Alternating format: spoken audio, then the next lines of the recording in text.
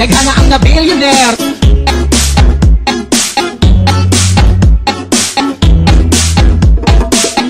Naghana ang na-billionaire.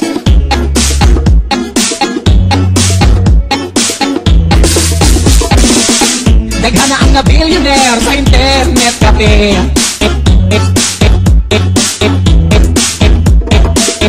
Naghana ang na-billionaire sa internet cafe.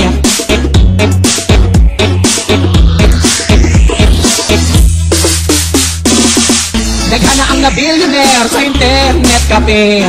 Mag-overnight sa cubicle nga botloton. Tabunan ang mga buho o mga magazine. Dayon mag-burles kay karon dako sinaghalin. Iyo nga lang ang imong eyes kung dili ka makaangay. Yeah, Laila exiting every night. Oh, I swear daghan dihang gustong ma-billionaire. Yeah, gusto kayo show nga wa na'y bra. May tamon ang ilang blouse, isang naidihan sa sira. Pakitas ilang paa, mga di mo lang alam mo apil pag yun singit. Gusto pang gusalida sa tunod na kay gilang panit. Mag-break up tamang-taman, simod pa pula-pulan. Keyboard di na maklaro kay Badgan na kay gandip para. Anang klase sa bilang kada hurot na niya o forma. Pahanag panahuton hamplasan na mong tuba-tuba. Yeah, isang lisod agwan tahong tani. Kay ang kanong gusto kitang iring na nagisi. Yeah, di ka magansi pero ayaw palabi kay skandal kini. Iyo nga lang ang imong eyes kung dili ka makaangay. Yeah, Laila exiting every night.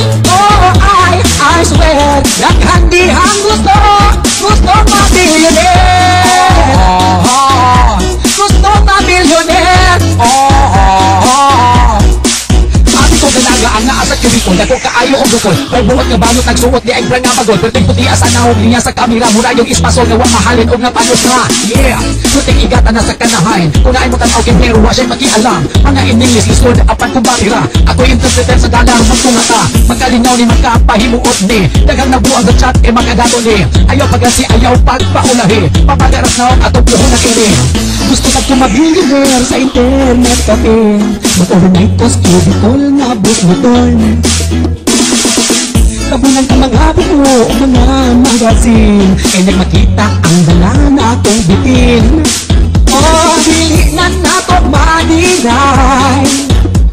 Daghan dihas atong balay. Yeah, Laila exiting every night. Atong mister, ibahot na sa kanto para lang ma-billionaire. Para lang ma-billionaire. Para lang ma-billionaire. Para lang ma-billionaire. Naghana ang na-billionaire sa internet cafe. Mag-overnight sa cubicle nga